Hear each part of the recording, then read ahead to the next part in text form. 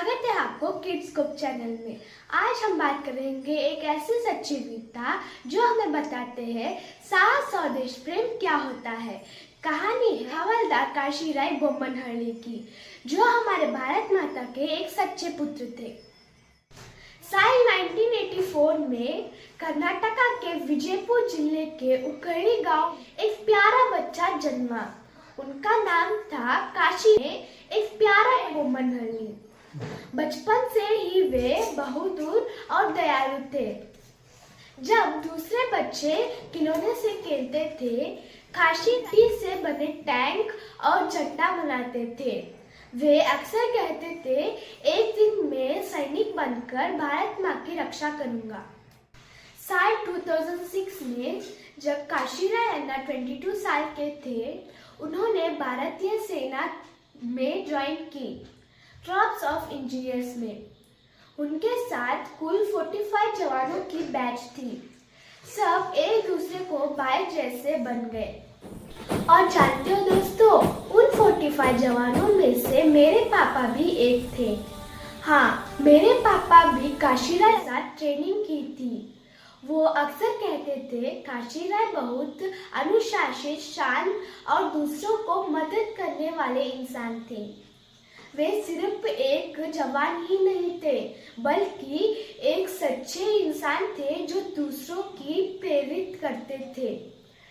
साथी सैनिक उन्हें प्यार से अन्ना कहकर बुलाते थे, मतलब बड़े भाई। काशीराय अन्ना हमेशा कहते थे कि देश पहले, हम बाद में।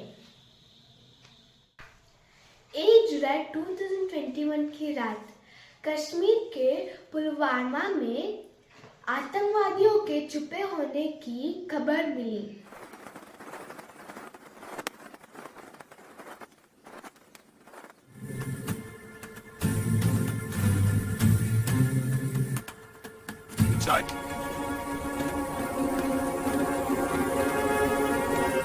काशीराय की टीम को आदेश मिला, ऑपरेशन शुरू करो।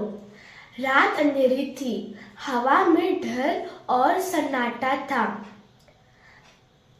जैसे ही टीम ने घर घेरा, अचानक आतंकवादियों ने गोली मारना शुरू कर दी।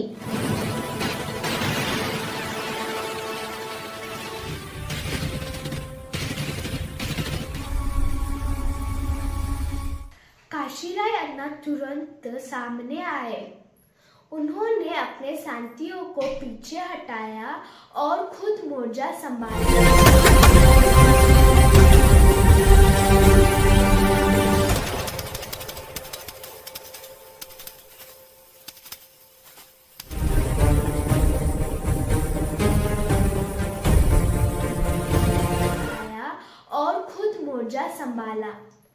तभी एक ग्रेनेड उनके पास आकर फटा।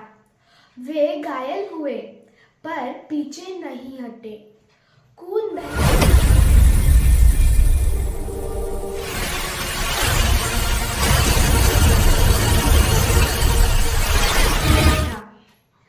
फिर भी उन्होंने 2 आतंकवादियों को ढेर कर दिया। काशीराय अन्ना ने अपने साथियों को बचाया, लेकिन खुद गंभीर रूप से घायल हो गए। साथियों ने उन्हें श्रीनगर आर्मी हॉस्पिटल पहुंचाया। डॉक्टरों ने पूरी कोशिश की, पर वे मां भारती की गोद में सदा के लिए सो गए। उनका परिवार रोया, पूरा गांव रोया, लेकिन उनके दिल में गर्व था, क्योंकि उन्होंने देश के लिए अपना जीवन दे दिया।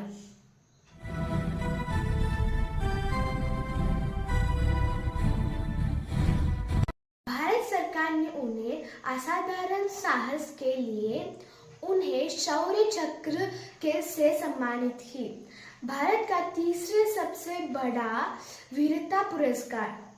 26 जनवरी 2022 को जब उनका नाम लिया गया, पूरा हॉल गूंज उठा।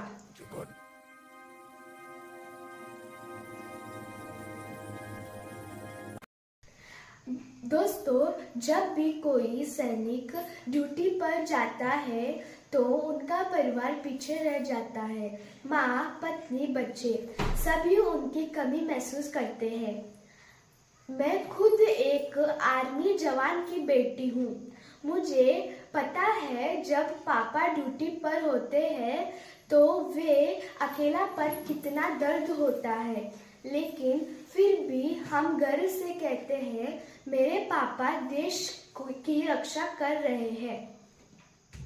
इसीलिए दोस्तों, अगर हमारे आसपास किसी सैनिक का परिवार हो तो हमें उनका सम्मान करना चाहिए और उनके बच्चों के चेहरे पर खुशी लाना हमारा धर्म होना चाहिए।